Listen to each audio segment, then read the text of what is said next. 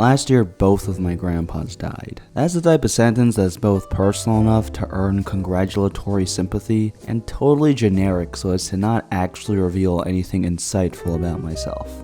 After all, most people's grandpas are dead. It's in the title. If you're a grandpa, that means you've been marinating in existence for at least 2 cycles of puberty. If I had a dead sibling or a dead parent, that might hint at some untimely, tragic demise worthy of being profited off on a podcast. 2 dead grandpas?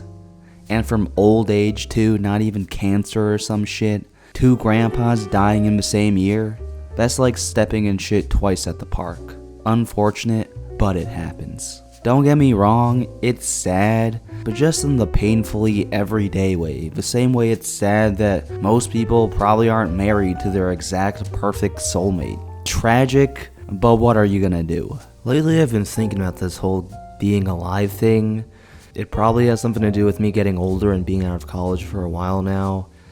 You know, something about being responsible for my own choices and no longer having arbitrary goalposts to aim for anymore has really gotten my gears grinding.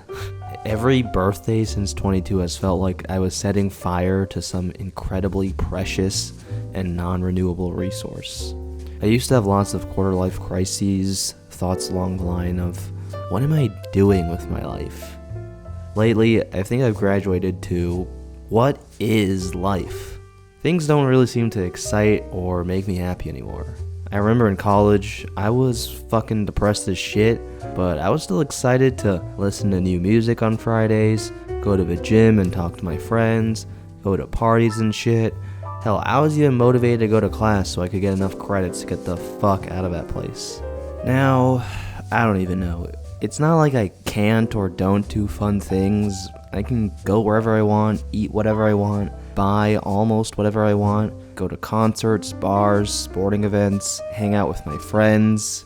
It's just not that exciting anymore. The world is changing, or maybe I'm changing.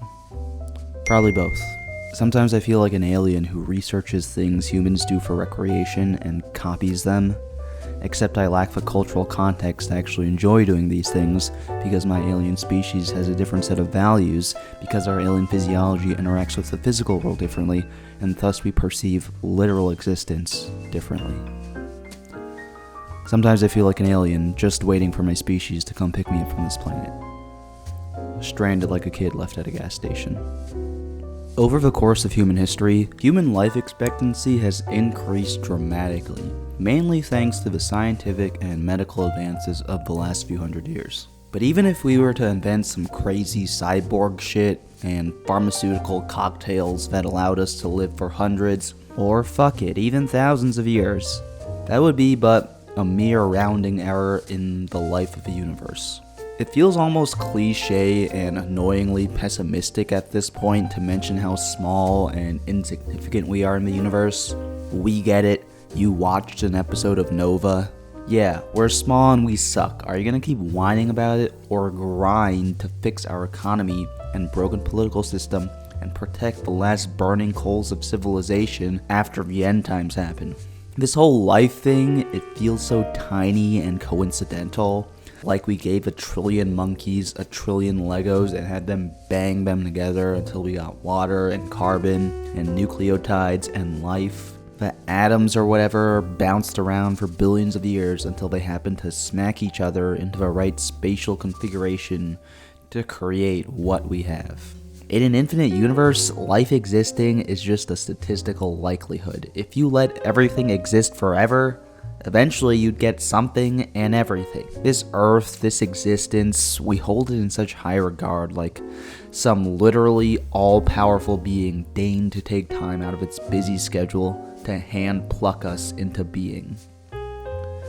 Sometimes I think the way we humans cling to life in fear of death is like the ant who clings desperately to a crumb because that's all it knows.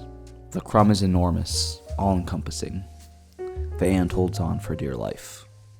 They want to put our brains into computers, something about the singularity. Maybe they will even do it. I'm not one to say what other people can do. In a few billion years, the sun will explode and every atom that makes up everything on our planet will be ripped apart and scattered into the void. Maybe we'll invent some crazy spaceships and put the computers that hold our eternal souls on that spaceship and fly through the endless black sky forever. Suck it, death. Okay. I'm being a bit facetious here because I honestly know what the answer is. The answer is, don't think about it. Just focus on the things I love.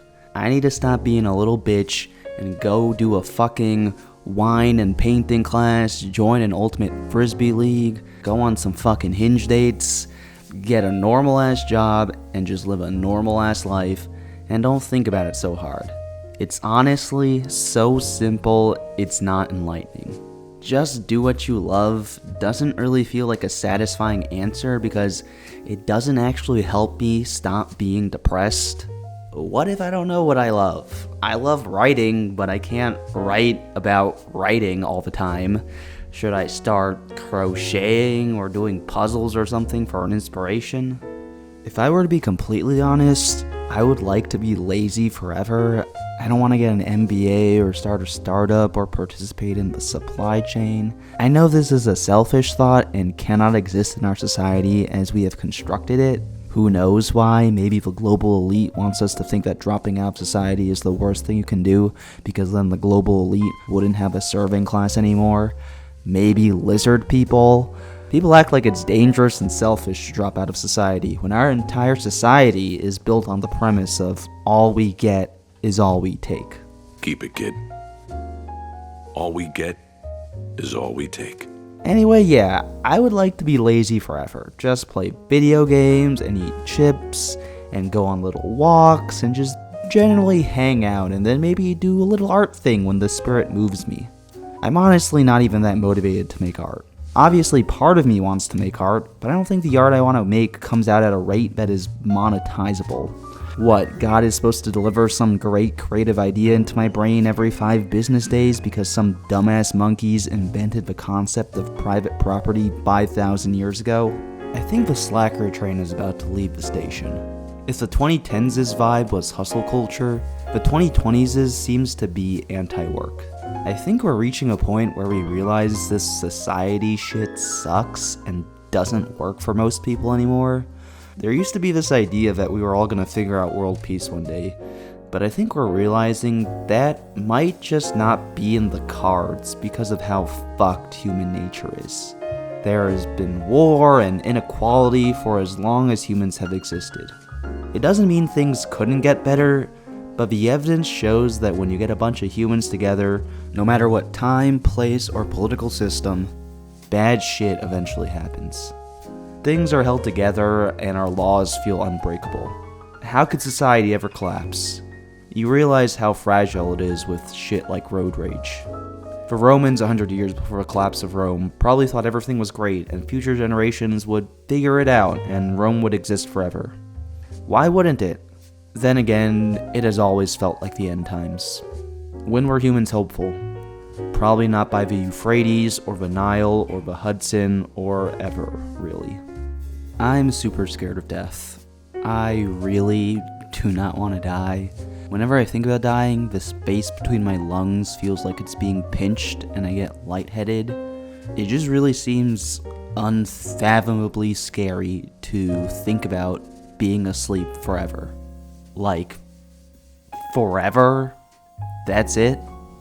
I really just want to feel better and be happy and live the life I want. If I had $1 billion and a super hot wife, I probably wouldn't be worried about this shit at all. Happy people are never worried about this shit.